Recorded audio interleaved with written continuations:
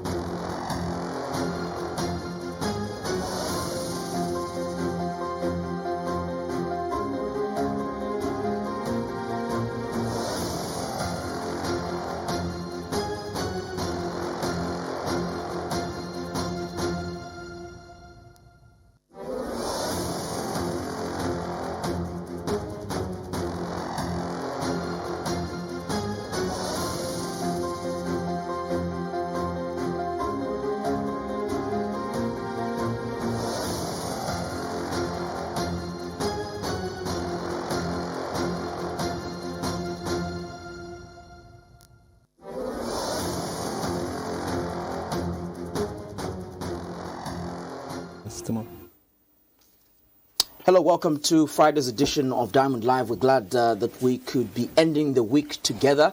Thank you so much for having made the time from Monday, Wednesday, and tonight, Friday, when we conclude the week with the day's big news stories. I'm Cheswa, Peter Kapasa. My name is Chimweka, Chileshe. Glad to be here on a Friday. Excited to be here on a Friday. You seem to be very excited, Chimweka. Yeah. Why shouldn't he be? Friday's always great. Friday's always great. So that's nice. My name is. Who wouldn't love to be working on a Friday? You love working on Fridays? I love my job. That's really nice. I love my job, so I'm excited to be here. Thank you so much for joining us. My name is Andrew Monsa, and obviously we've got a full pack-up show for you, and we are going to be discussing a number of issues that pertain to national interest, but also we are giving you an opportunity to be a part of the program by calling us on the number that will soon be reflecting on your screen, but also you can take advantage of our social media platforms. We're streaming this program live on our Facebook page. That's our Diamond TV online. Well, as usual, gents, we start our show with Today in a Snap.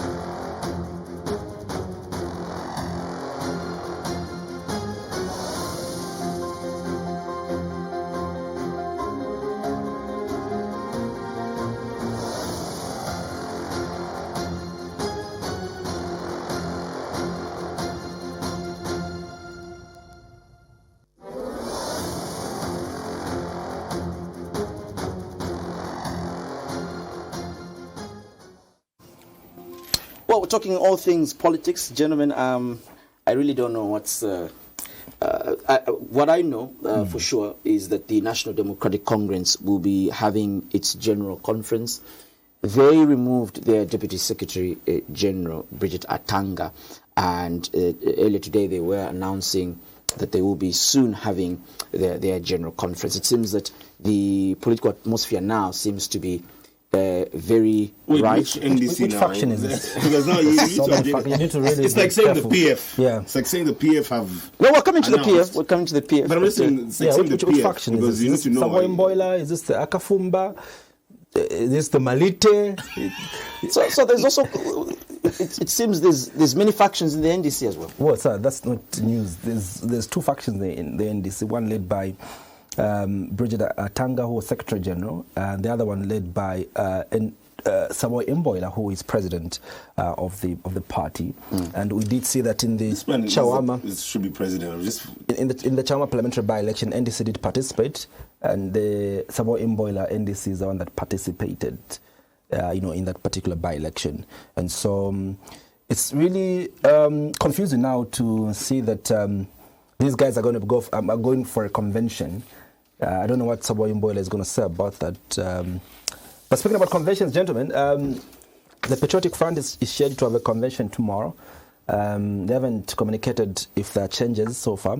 What we know is that 20th of February, which is tomorrow, the the PF led by Given Luinda will be having the convention, but we must be alive to the fact that the convention is going on. We must be alive to the fact that there is currently an injunction in the Kabwe Magistrate Court that is preventing any of the factions to actively, actively do things of the party, and so at the moment nobody is allowed to use the name of the Patriotic Front for any exercise. What those that belong to the Given-led Patriotic Front are saying that they're going to use a special purpose vehicle for them to conduct their general conference. I find everything going on pretty interesting, and going to be interesting to see how things will go and the direction that will be taken. I know we had a story earlier this week where Mr. Given Lubinda was talking about how he will accept whatever the outcome will be from the convention. I think this was before they knew that there was going to be a deferment of that particular case. While everything is going on within the Patriotic Front and things seem to be stalling in terms of making that way forward, we've seen other members of the Patriotic Front still make their way or continue their journey towards presidency. Case in point, Mr. Brian Mundubile. So with Mr. Brian Mundubile, we've seen that he has gone in a different route that has not been exactly accepted by this faction of the Patriotic Front that is led by Mr. Given Lubinda. But even as all this is going on, he's still been able to garner people. He's still been able to bring people closer to him, and even from information I'm getting already, he's not just getting people who are current members of parliament to back him up, but even getting aspiring members of parliament within different parts of this country.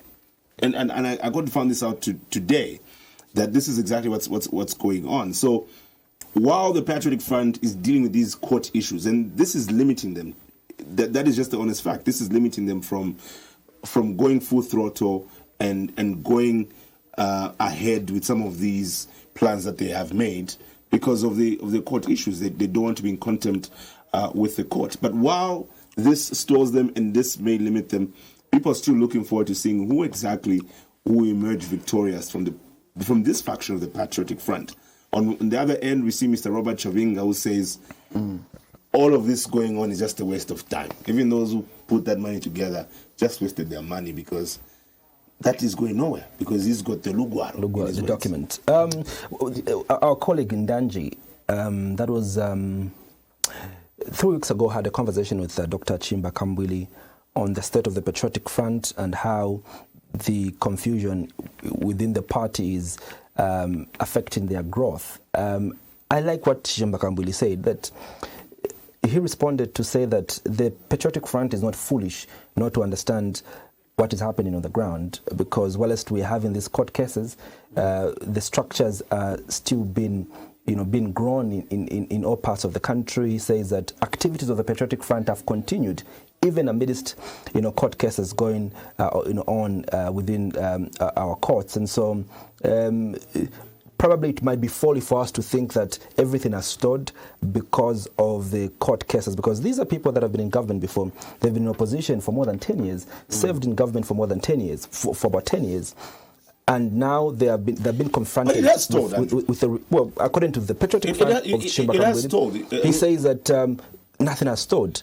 It has stalled because, number one, you have limitations in terms of even just use of party regalia, certain titles, and you have limitations with all of that. So that was definitely stall your progress. It will stall your movement.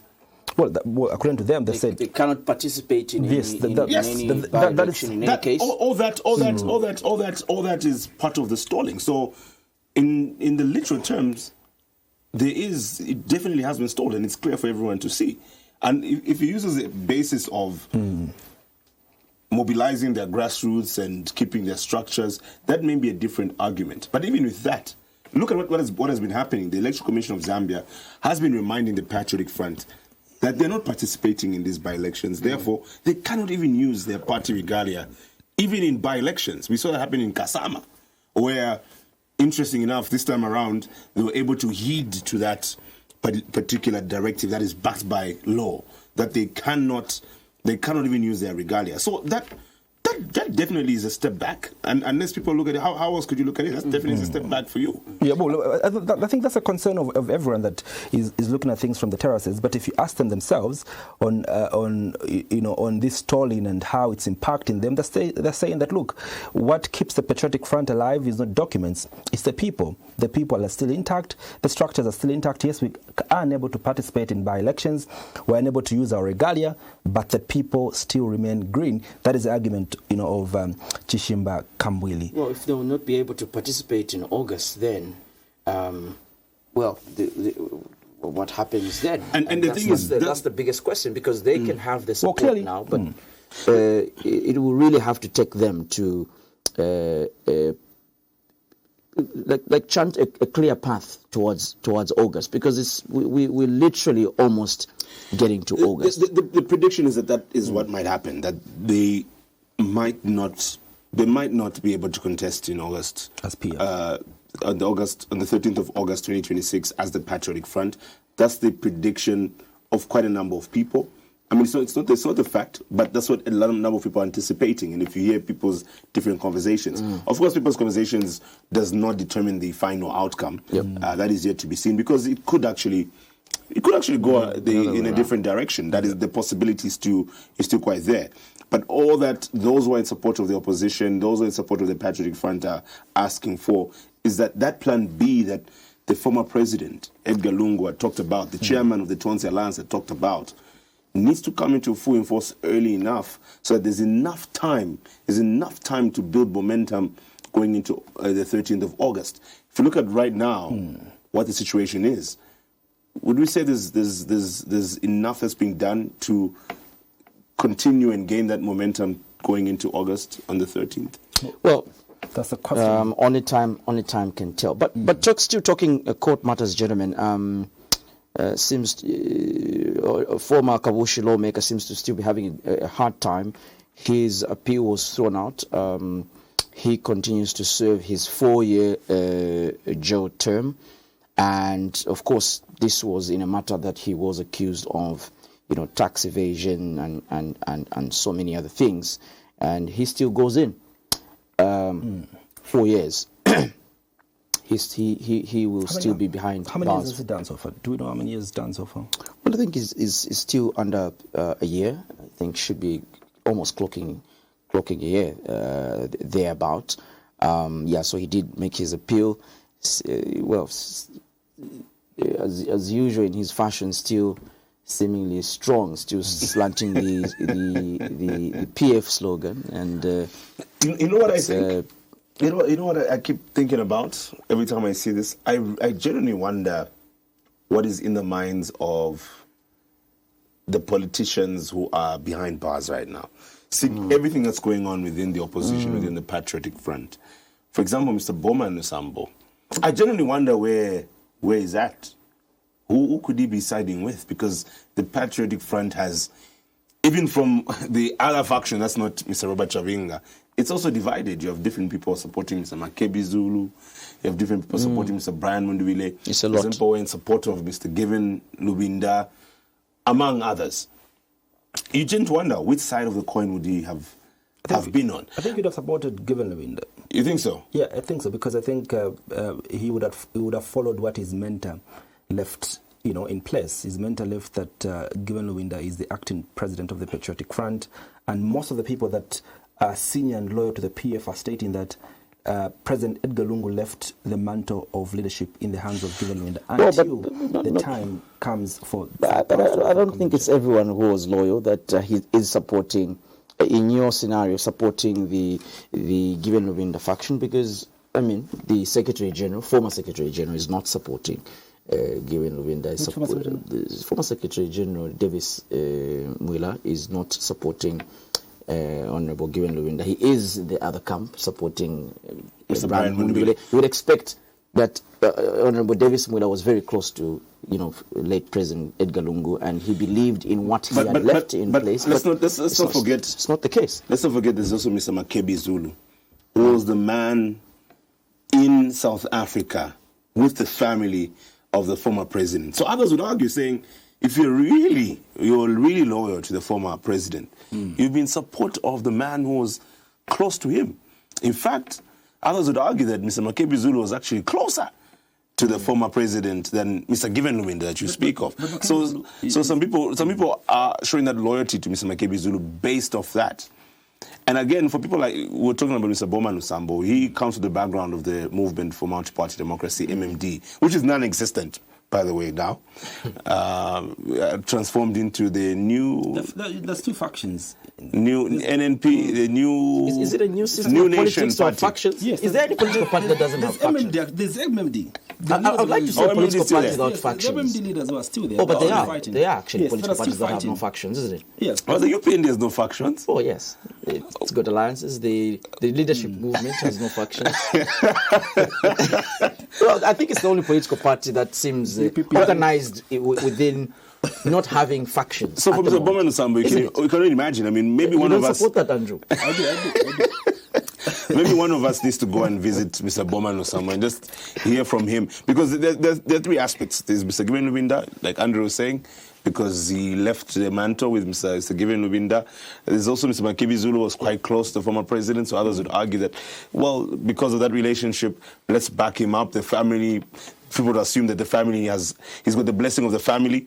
But there's also Mr. Brandon Wheeler, who also has the background from the movement for multi-party democracy, MMD, the same political party that Mr. Boma Nusambo belonged to. So it should be interesting. And not only Mr. Boma Nusambo is just one example. There are a number of people who have been incarcerated. We can talk about the former Pambashe Member of Parliament, Onosh Totela. We can talk about... Cheswa's good friend, Which one would that be? The former Deputy Secretary General. Our good friend, Honorable Chilangwa. Excellent, Chilangwa. Oh my goodness. You see, it's been a long you're time. not forgetting you're forgetting their names. It's been a long time, this man. It's been a long really time. been a long time for... I remember, I think the last time you and I had him here was quite a show on its own. With Bible, quite emotional show, but very... we laughed a lot. It's such a vibe. What did you gentlemen enjoy about that show? I think the flow of the conversation. Okay. But also... but I mean, I'll be blunt. I mean, some people... I've seen some comments and people suggesting that maybe he was under the influence. What was your... Because you people hosted him, so what was your experience? Well, I don't think we are qualified to tell whether someone is drunk or not. But we've not conducted any test to us. Just like we can't tell if someone is dead. Of course. We cannot confirm. Just like, Perhaps we should consider... we can say it's alleged. And I believe it's a Friday edition, isn't it? I think Vida would love to watch me saying, I think it's alleged. I think what's more painful for Boma Nusambo was that he intended to contest as president. He had made those intentions very clear that Boma Nusambo that he would like to run as president of Zambia, and obviously now that he's not coming out of incarceration, it means that his dreams have been shattered. But speaking about contesting, gentlemen, I don't know if you know anybody who's disclosed to you that they are contesting. Personally, today I met a friend of mine who I never thought, had any particular interest in politics. He's a very successful businessman, Benny Simwanza, and he was telling me that I would like to contest as mayor. I was so shocked. And, he's giving me plans of how he wants to transform Kalingalinga. He wants to break the houses and build new ones. And I was really shocked. This is someone that I never thought, could even have plans to want to run for public office because he's very successful. And I don't think he needs politics, because he's got so much money. And so I was asking him, where is the passion coming from? He needs the support. He needs public office to enact, to enforce, to, push the agenda.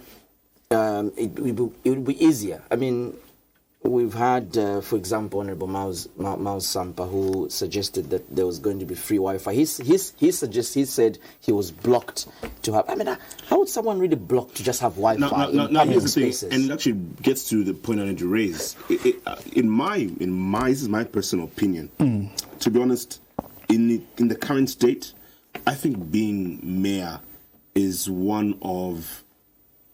I'll say this loosely, one of the least least not as useful as people think it is, to be honest. And even as I say it from my perspective, it's a perspective that has been created from what has been said by those who have held this office successively. You make reference to Mr. Mao Sampa.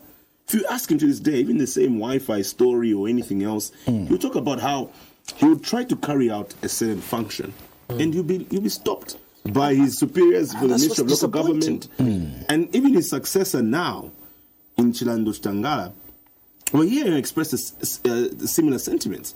And what's coming out is that mayors don't have executive power. That's why when I see people running for mayor and they've got all these plans and all these things, I'm like, okay, this sounds High good. possibility you won't work. But the chances are that all these things you're saying you're going to do, you end up looking like you're a liar, like you just promised people dreams and you just lied to people, and yet it's not even your fault. And I see them talk about all these things of demolishing, and you find out when this person is elected, they won't even be able to do those things because maybe whoever will be minister, whoever will be PS, sometimes even the town clerk, will block them. Maybe he must contest as president so that he has those executive powers. So, and that's why even for people who are contesting, especially for mayor positions, I tend to wonder if they understand the mandate of a mayor. Do they understand what kind of powers a mayor has? Because you can go in with all these plans, you sell all the dreams to people, you go in that position, and you're not able to do any of those things. And I'm beginning to see that. I've also interacted with different mayoral candidates. Cheswa knows one of them, Nalucha. And there's a time I asked her this question. I literally asked her this question. I said, "You've got nice, amazing ideas, but do you understand?" That, to what extent? That there's a possibility that all these ideas you have, you'll be just frustrated because you don't have the kind of power you think a mayor has. In other countries, a mayor is a very senior position. In as it stands in most of these cities, probably a member of parliament even has more power than a mayor does. I think so too. But it's not supposed to be the case, because if you're a mayor, you're supposed to oversee the district, the general city, the greater city of Lusaka. But you find that you don't even have that kind of authority to make some of these decisions. Maybe a member of parliament even can do much more in a certain constituency. Yes, you can go around and be the face. It's just ceremonial. Yeah. But in terms of power, you don't really have that. So please tell your friend. Or ask your friend if they really understand what comes with being a mayor. I should tell him to contest as president. Well, it's his democratic right to start, perhaps, at the mayoral part. But I think, gentlemen, I know we're getting to Honourable Ephraim Belemo is our guest this evening. What really just, I think you talked about how powerful mayors are in other countries. It's shocking. I'm one person that really believed in the Wi-Fi story. I really believed it could be possible. Because, even just here, I'll give an example. In a market in Johannesburg, in a market called Kamaimai Market, you've got free Wi-Fi there. How are we failing? But you know that we do have now. Intercities there. Intercities, yeah. Really? Intercity has. But why is it so difficult, even at our airport, to just have access to free Wi-Fi? It's so difficult. So the Ministry of Technology and Science. It's not something that should, be Wi-Fi is not something that should be very difficult. The Ministry of Technology and Science partnered with different private stakeholders. So in places, I know it's not just Intercity. There's a couple other places where they announce. I've personally not experienced it yet, but I came across the announcement. I would love to experience that. I haven't been to the city in a while, but the information that came out is that it is. So if you're watching us, if you've been there, can you confirm if that is the situation, if you've gone to experience it? We're going to be joined by former Mbavala constituency member of parliament in Honourable Ephraim Belemo. He is our guest this evening. We're talking various issues of national interest. He joins us next.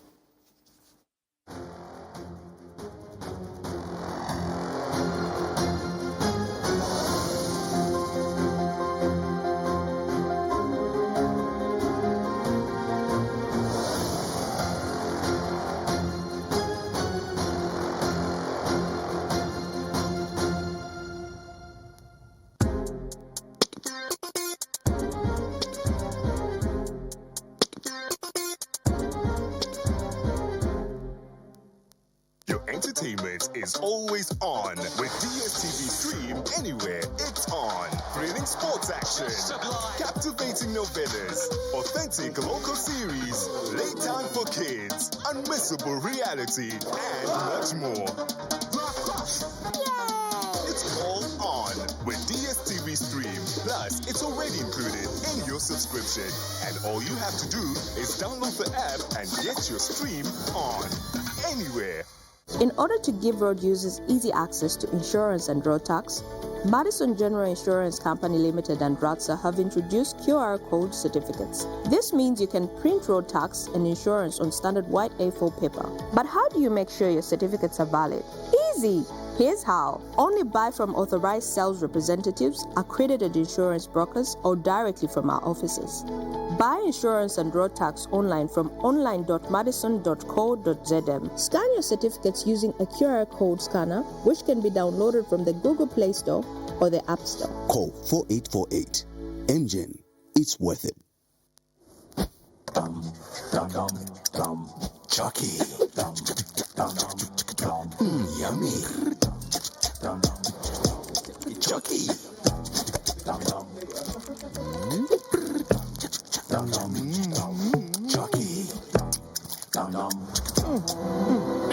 Indulge your taste cravings with Chocky's bars, made with real chocolate and vanilla. Chocky's, munch on.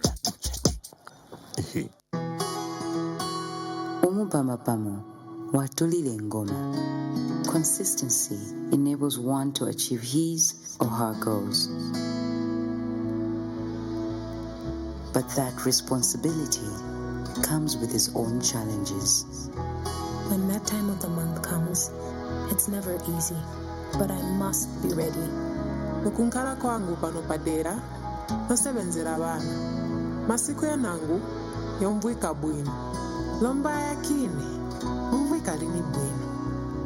They say you look after wealth, but knowledge looks after you. In all my years, as a wife and as a mother, something always had my back in painful times. For fevers, headaches, muscle aches, and backaches, the recommendation is Panadol. Panadol. Panadol. Panadol. Panadol. Pharmanova, saving lives since 1980. What is greatness? For Ruth, greatness is Barbara Banda. But to be great, one must fight and not let anything get in the way, so that tomorrow we become great.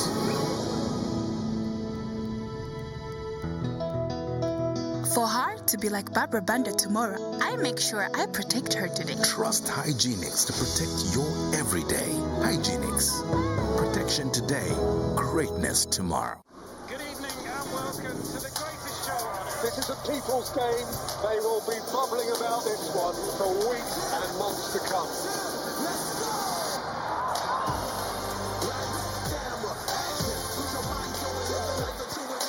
Wherever you are, whatever your reason, it's on SuperSport all season long. Reconnect to DSTV Compact and GoTV Super Plus today and get the best football on us. Meet Lucy, a dedicated professional. Her days are filled with meetings and deadlines, but there is one thing on her mind: getting motor insurance for her brand new car. But I need to get my insurance done though. As Lucy begins her car journey, excitement fills the air. But she knows there is something crucial missing: safety and protection. The fear of being pulled over by traffic police looms over Lucy. She dreads the complicated and time-consuming process of getting insurance. Will she find a solution? Enters MGen on my WhatsApp. Just a chat away, this service transforms the way you buy motor insurance. It's not just efficient, it's also extremely convenient. With MGen on my WhatsApp, Lucy can now focus on what truly matters: her journey, her ambition. Insurance simplified. Text HI to MGen on my WhatsApp to easily buy, renew, or validate your insurance. When it's worth it, it's worth talking about.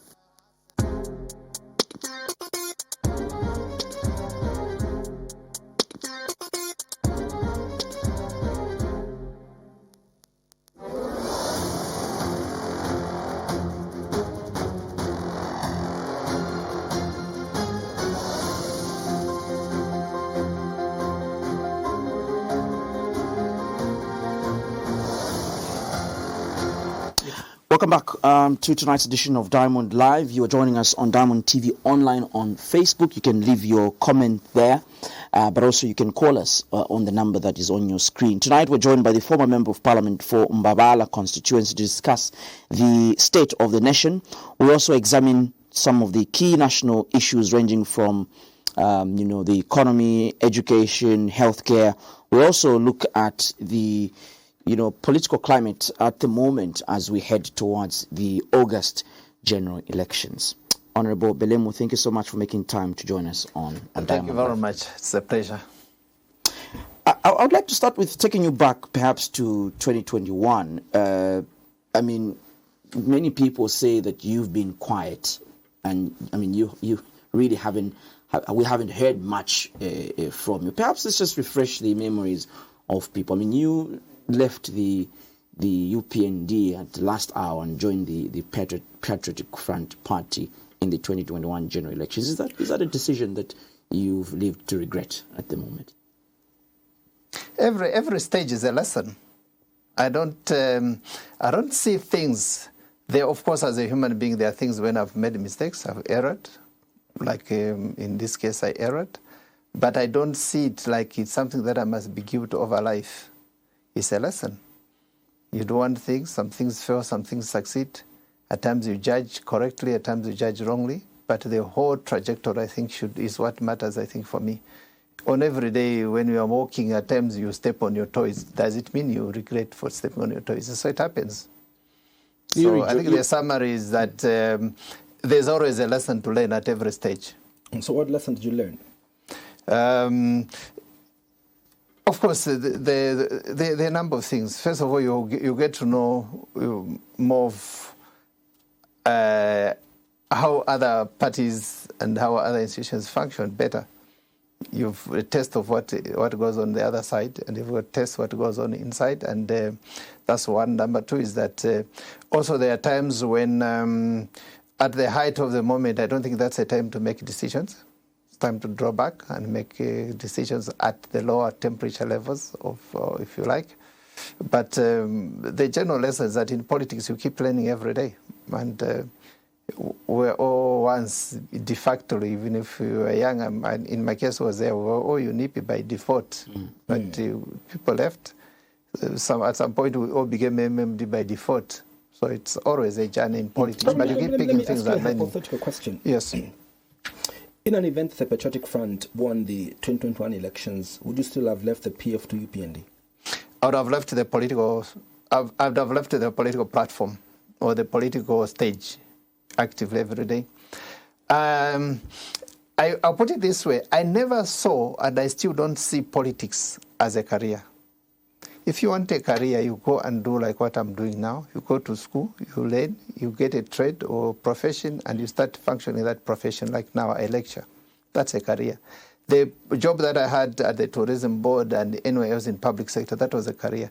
Politics is about, the way I saw it, and I still think that we are seeing, it was about a season to serve. And you don't overstay there. And necessarily, that's my personal view. You play your part and you move on in life. And what I've done basically is what we say, an old soldier doesn't die, you fed. Before I joined the politics, I was a human being. I was outside politics. So I've just faded into society where I was. I've gone back. There are things that I needed to complete, which I'd cut short because of politics. One of them was to go to school. I always wanted to do school at the PhD level, which is what I did. I've successfully done that because of, if I was active, I don't think that would have been possible. And reorganizing my life. We started politics, some of us, at a point when you say prime. 40 is the prime, isn't it? Mm-hmm. 40 is prime. And so you're getting into the 50s and you're still on the stage and you're running up and down. So there are several things that suffer. So, one of them, family suffers. Leaving small children, they're in primary school, you're not with them. And for years and years, and you're going on like that, you begin to lose touch. So there are so many things. There are times when even family members say, we don't see you. Where they've forgotten about me. But I have to reconnect back, get back into my small family of children, get back into the small family of my brothers, sisters, and get back into society. But I have not said I am not engaged in political debate and discourse. I think there are two different things.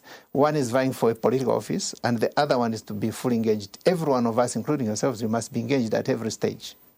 At every stage. And it's a civic duty, it's a civic responsibility. Some will do it louder, some will do it quietly. Some will do it in certain platforms, some will do it away from those platforms. So it depends on what you're doing at How are you doing it yourself now? I mean, you've rejoined the UPND. I'm here, I'm talking to you. That's one of...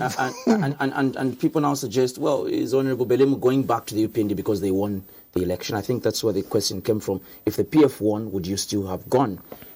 Would you have left the PF if they won the 2021 election to go back to the UPND that would have lost at the time if it was the case? I think let's pick it from the angle that I see life. And the angle I see life is what I've said. It was not a career, and it was never intended to be a career. That's my personal view. And please, let's not pick it that way. There's this notion that you go there because you need to earn a living. You go there because you need to and some of those I think have contributed, and they worry me when we're discussing with newer generations, including yourselves. Why would you always be in a party that is ruling, if that's what you're implying? When the UPND from inception, and it was in the opposition, at some point it was number 3. But we remained there. So to assume that one follows a ruling party, well, there may be the others who feel life like that. For me, it's about a discourse or debate at a particular time and how I see things. I'll judge things correctly. Sometimes I'll judge things wrongly. Yeah, so it's possible. I'm human. I err. At times I make correct judgment. At times I make wrong judgments. So correct me if I'm wrong. So you here tonight you're suggesting that you will continue engaging in public political debate, but you will not actively participate in politics. What is actively participating? Vying for political office. In this context, vying for political office. Okay, in your context. Yeah. Though I don't see it that way. No, I'm not vying for any political position right now. But that is not subtracting from the fact that I'm not engaged, and also I'm not actively. Because for me, activism or active participation is active participation, whether you're vying for office or not. And I don't see going to political debates or discourse or parties, organizations, institutions just because you want a particular position. I think that's also a wrong starting point. Yeah. Well, we are coming from a place where the economy was broken. We overborrowed as a country. Fast forward 2021, the UPND come into office. Part of their main agenda is to be able to restructure Zambia's debt and begin to fix the economy. Are you happy looking at where we are so far as a country in terms of the state of our economy? Thank you very much. I think now we've gone to the correct topic or subject. I have this view that we don't make individuals a subject of our national debate. I think that's always the flaw that, for me, I see it as wrong. Even when we're picking leaders, we look at the name and the individual, where they come from, where they don't come from, as opposed to what they think and what they debate. So I'm not the elephant in the room in terms of what is happening in Zambia now. I'm a citizen like any one of you, so I don't want to be part of the issue that's debated. So the economy, let's draw back. If this is 2021, where was Zambia? Zambia were defaulting, we were failing to service our debt. You remember the sovereign debt that we could not service, 42 million, if I'm not mistaken, failing from 2020. An argument has been projected that is because of COVID, but we are not the only country that was affected by COVID. And in Africa, in fact, we made a record of becoming the first one to default. Now, if you are number one, why should you be leading the pack of failures as a country with so much endowment and resource? Okay, that's number one. Number two is that, again, when we draw back a few years now, this is 2012, 2013, 2014, 2015, we talked about reckless borrowing, expensive borrowing. And then under the PF, the borrowing was, you go on the commercial market and you're borrowing loans that have got high interest rates, and at the same time they have a very shorter maturity period, meaning you have to pay in a shorter time. By 2020, we're defaulting, we're not able to service. And this is as basic as if you are running a home, You reach a level where you cannot service your debt, the people have borrowed from, and they are standing on the door. They want to grab property. You can't do anything in the house. It literally means that there's very little that you can do. At that particular stage, if we now come to 2021, what did the UPND find? They find that kind of environment. Everything was going down. You know what was going on in the mining sector. You know the economy was contracting instead of expanding. The mines were closing or had closed, some in liquidation, which you know very well. If you're talking about supply of drugs, 46%. Right now it's at 90%, I think, if my statistics are correct. At that particular stage, the government had a choice, which is, again, a matter of common sense. If you are confronting a problem, there are only two possible ways.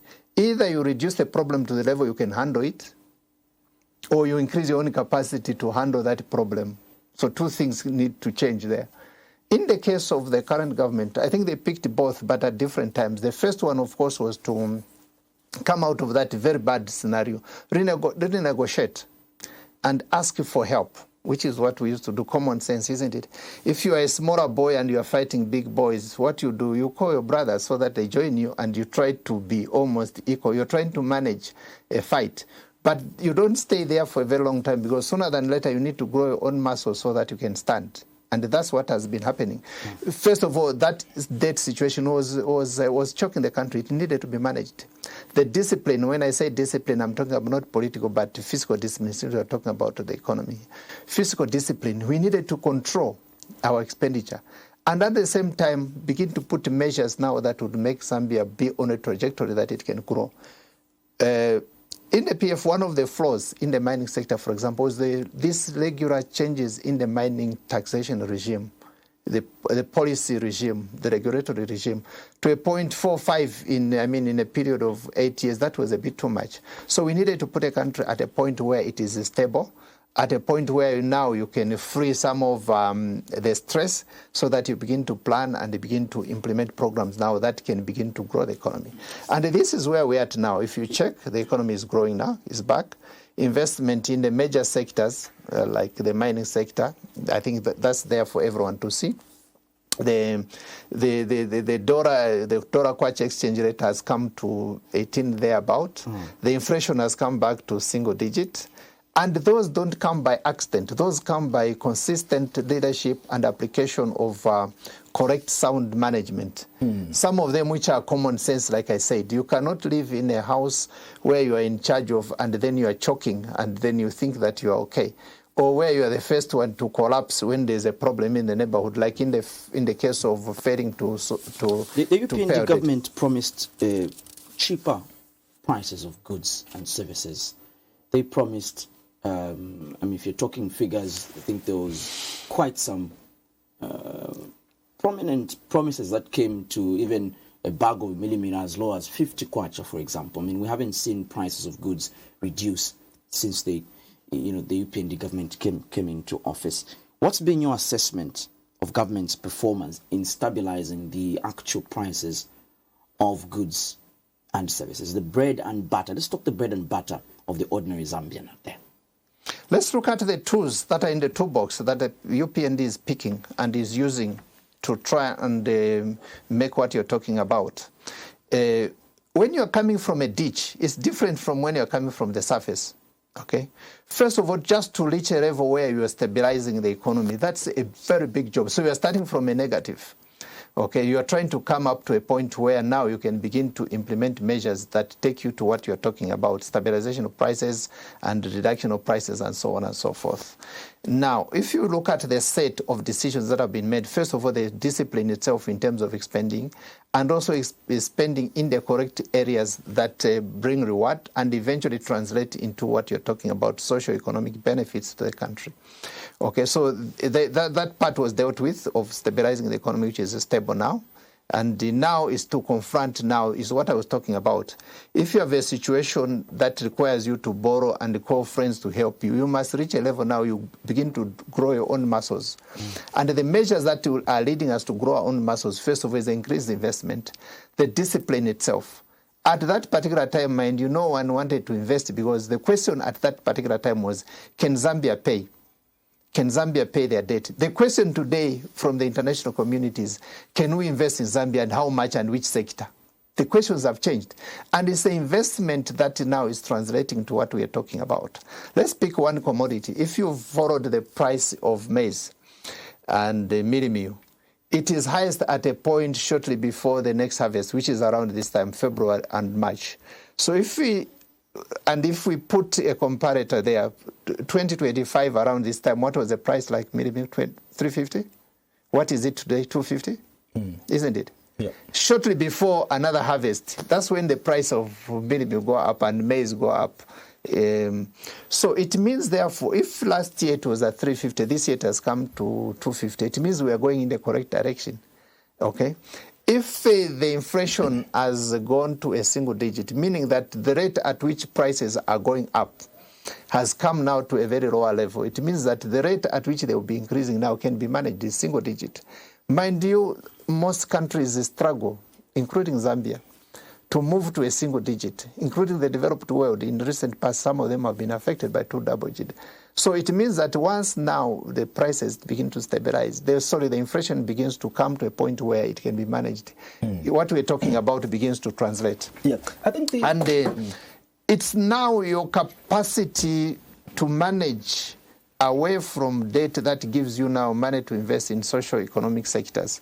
That's where you've seen the investment in the social sectors expanding. Now the question in socio-economic sectors and social sectors, for example, small things which in small, but in terms of how we see them, but they're big. They're big deals in an economy. For example, the increment in CDF from 1.4 to 30-something million. 40 million now. Yes, 40 million. That's a big deal in terms of even interventions leading to what we're talking about. Yeah. Countries, when you need to jack an economy, one of the things they do is to invest in public spending. Okay, and once that is done, the school feeding program, those are big deals. Expansion of the social cash transfers, those are big deals. Free education, reinstatement of meal allowances for university students, those are big deals in an economy.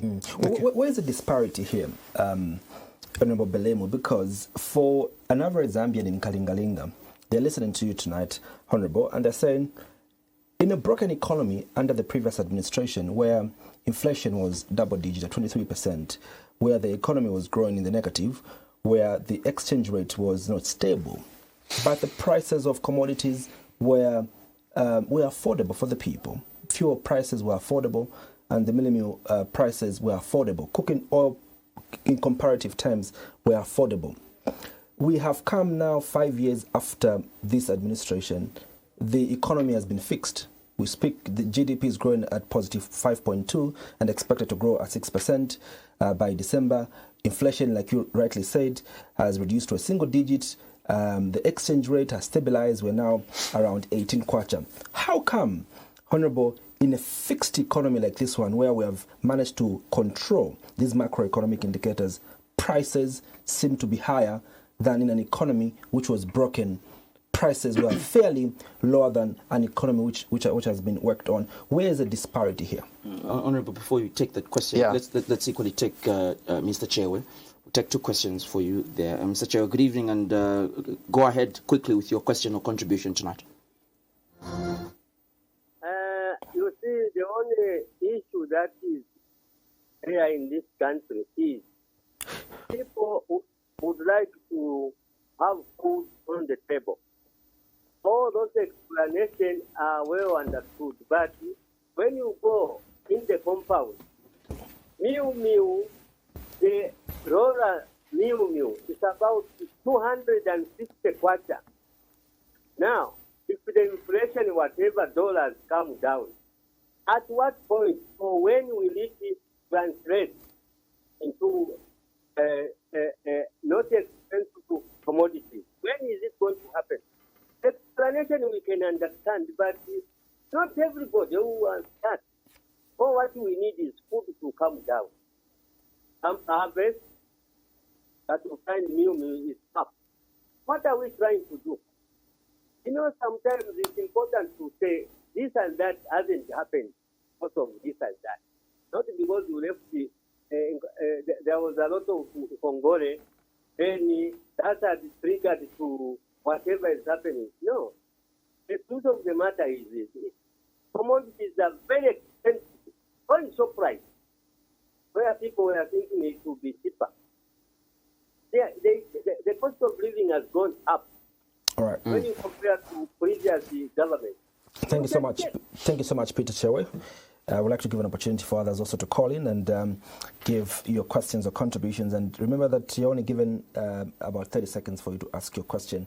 Honorable Belemo, would you like to respond? I think his question borders on the same question largely where the disparity is. How will those numbers you're talking about translate to the people to enjoy the benefits of the macroeconomic indicators that are in the positive? Okay, so it's one example that I've given. For example, if this time last year, minimum was at 350 and it's come to 250, that's a reduction by 100, isn't it? That's a lot. So it means that, therefore, the measures are working, and as we continue on the same trajectory, as we continue implementing several other reforms, we can be there. The era that you're talking about, mere allowances for students were removed, isn't it? Public spending in terms of infrastructure was reduced without you noticing. For example, if the CDF was 1.4 and now it's at 36, on to 40 million, the era that you're talking about, was education free, the era that you're talking about? So what do you think was cheaper and lower? It had a cost that was stabbing you by the back because you needed to pay. Okay, you still needed to pay. So if today you are not paying for a secondary school child, if your son, like who's of my age, not necessarily me as a person, is able to access university education and is still enjoy some level of meal allowance, if we can expand this social cash transfer because of vulnerability, if we can expand investment in various other sectors, if we can control unnecessary, excessive, reckless expenditure, then it means that we are making things that will lead us to where we want to be. Turning around an economy is not the easiest of things because it's expected that way. I mean, we're a country, we're not like at a domestic level. It doesn't mean that today when inflation goes down, then everything else will go down. But you've seen the trend. The trend is that investment is going up, the economy is going up, and the prices are going down. So it means that we are in the correct space. I think what you're calling cheap is cosmetic. What are we paying for now? For example, the issue that you're talking about. If you begin to fail to service your debt, do you know what that means as at 2020? First of all, a person who's failing to service their debt, even at personal level, who want to trust them? So there would have been no investment, and for sure there was no investment because Are prices manageable for the ordinary Zambian? Are you happy with the performance of the economy at the moment, and you're happy that Zambians are managing the current prices of goods and services?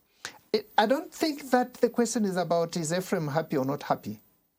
It's about what measures are we putting. I think I gave an example of what a situation looks like when you are confronted with a problem. Are you tackling the problem as a country? Are we tackling or we are not?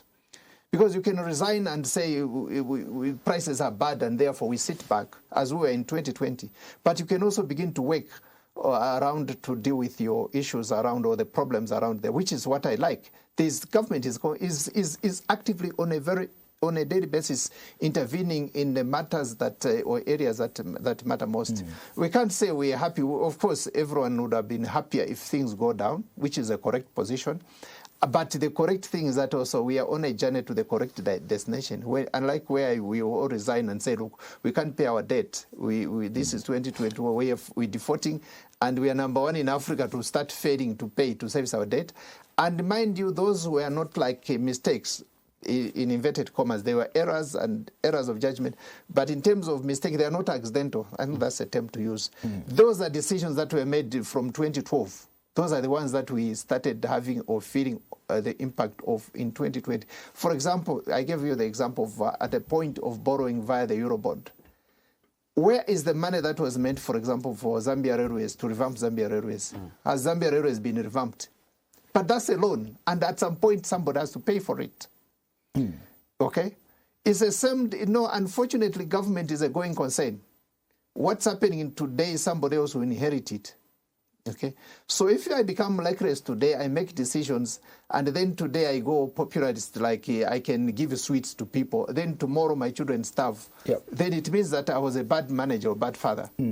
We are at a place now where we can proudly say as a country we are growing in terms of our economy. And I think the biggest issue, Honorable Belomu, is sustainability of this growth.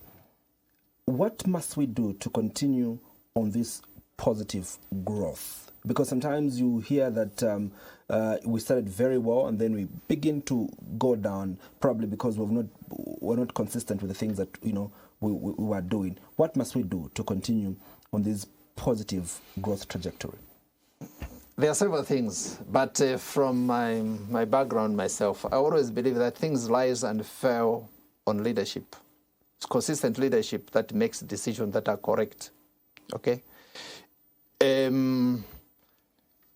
To sustain what we're doing now, we need to be consistent in terms of doing the correct things. We don't need to falter, okay?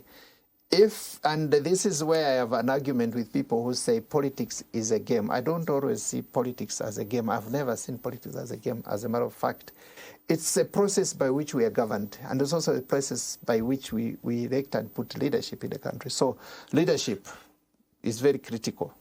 Even in an organization like this, leadership vision is very important. It's not about this written document that you have. You can give me this document, I can wreck this institution. Okay, we can have the same national development plan. You give it to one person, it will be managed differently. So that's number one.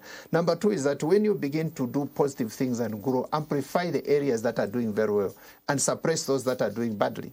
So right now, for example, we're seeing investment that is coming in various sectors. In the mining sector, we're seeing that.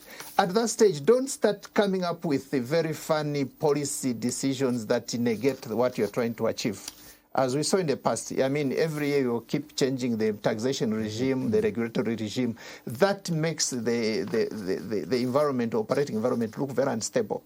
Okay, we need to stabilize the environment to a point where you can do an investment where you know that it's not about today, it's about tomorrow, it's about 10 years or 5 years, like in the mining sector and some of the mega agricultural investment, those take long. So we must keep the pace in terms of confidence in the international community. Whether you like it or not now, the world is global, and we need to keep our position, but we must also be trustworthy as a country. Okay, those are some of the things that we need to do, and investing in the correct programs and projects. Sometimes you can put that affect us, Honourable, are not internal matters. Sometimes what affects us mostly is external matters. Even under the previous administration, we had issues where there's a COVID-19 pandemic that is a global pandemic. We have the war in the Middle East, and it affects the structure of how we procure our fertilizer and our fuel, and all these issues that are happening, the Russia-Ukraine war, external factors that affect how the economy is grown.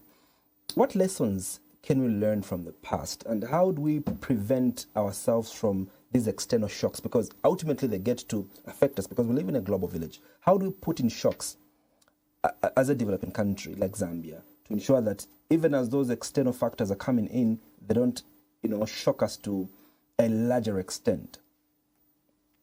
All right. I think it's what I've partly said.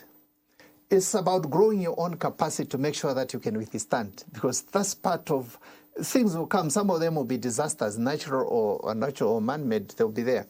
And if you check out the reorganization or reorientation of the world now, Europe is trying to come in some way in response to what's happening in America, and the Asians are coming in some way. It's about doing things that, at the end of the day, ensure that you are able to withstand any shock. And some of the things is to have our... It's possible. Yes, it's possible. For example, increase investment in the mining sector. Do you think that we can easily go back? If you have major big investment of about 8 compared to 2 which we had, it means that we're still able to withstand some level of shock. 2 is some of the things that we're also doing, which they will take many years to translate into what people can see. Educating a nation, okay? we must be educating the nation. All those things help to build the capacity of a country. We must move towards, as much as possible, being self-reliant, coming up with programs that benefit the local economy, programs that are well negotiated. If you are to partner with the external, as you know now, I think if you to negotiate correctly, you don't go into reckless negotiations and then you end up auctioning or selling the country in the long run. But what we need is consistent. What we also need is to build our own capacities so that whatever shocks, because that's part of it. For example, in the days when malaria was very rampant, everyone had an equal chance of getting malaria. But what do? Is it not protecting ourselves? You go into the net, or you buy your prophylaxis, or you take drugs, and when you begin to feel the symptoms of not being well, you are attended to at the hospital. If you are not, then you go the other way, you feel the consequences. It's the same with the world we are in now. There will be always things that will come, but it's about the measures and the decisions that a country makes that makes it stand. We're just under 3 minutes before we close. What do you think about Zambia's generally education policy? I mean, free education. We saw the president just implementing the school feeding program the last few days ago. What do you make of the 4 years of the UPND's policy on education? In those days when we were in school, we learned about the 5 tigers. I don't know whether they're still being called the tigers now in the Asian countries. All those countries that developed and were fast growing in the 1990s to the 2000s. One of the greatest investments when they made was in education. For example, the countries that we go to learn from, those Thailand, Malaysia, and all those countries, is education. So it's a far as not to educate a country. That's why free education is very critical. It is not a loss to a government or a country. It's actually an investment. I'm in the academia now. You have been asking, what have I been doing? I'm quiet. It's because I'm busy teaching students. I teach students at master's level and at PhD level. We do well as a country to invest. In fact, investing in education goes beyond just having an educated nation. It's an export service. You can go and become somewhere. But also investors that come, they look at the skill sets that a country has. So you can't attract certain levels of investment like IT if you're not training people in IT. We can't exploit our own resources if we can't train. And it's not always true that those that can afford at a particular time will be the best IT specialists, will be the best physicists, will be the best mining engineers and the like. So we give each one an equal opportunity.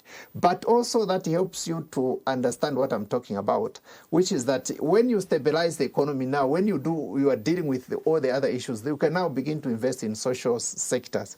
And one of the investment in the social sector, of course, in the education sector. You've seen the school feeding program. That's an investment now in the social sector. Why? Is because you have dealt with the major issues that were stressing you in the economy. But also it's now in response to what you're talking about. Prices of food are still high. So how do we make sure that learners, at least they're able to learn and they still withstand? That's where the food for work comes in. That's where feeding program, cash for work. Yep. That's where feeding programs come in. That's where social cash transfer and expansion of social cash transfer comes in. That's where FISIP comes in to target those that are vulnerable. Yep. Okay. And those interventions are intended to cushion what we're talking about, food. If you're supported under the FISIP, it's not expected that you have the same level of impact as myself who is buying mini meal in a shop. So it's what you do to an economy also which helps you to translate into what you do in the social sectors, including what we care about. We are just a few months before the August general elections. If the people of Mbabala came to you and asked that they still want you to represent them, would you accept and would you give it a try in 2026, August? No, I will not give it a try. I'm feeling good. I'm serving my country and in another capacity. I feel good as well to talk to you because I can now see things and talk about them. Not capacity as what? Sorry, in my capacity. Right now, I'm a lecturer. I'm in academia, so I feel good as well. No, I mean in the UPND. In the UPND, I'm forever there and I'll forever support. So I support my party. And where I'm called to participate in an activity, I turn up and participate in an activity. So it's not like, is this notion of thinking that the only thing that in politics one can do is to understand. I think for me it's not the immediate thing that comes in my mind. But it's also good. Let's take note of... Would you accept presidential appointment? If I'm going to serve? Yes. You are now getting too close to me. As a person, not in those days when you joined the public service, you're a leader and you're a public. I've always been appointed in the name of the president from the day I joined the public service. You don't, you guys, you're in private sector, so that's an appointment.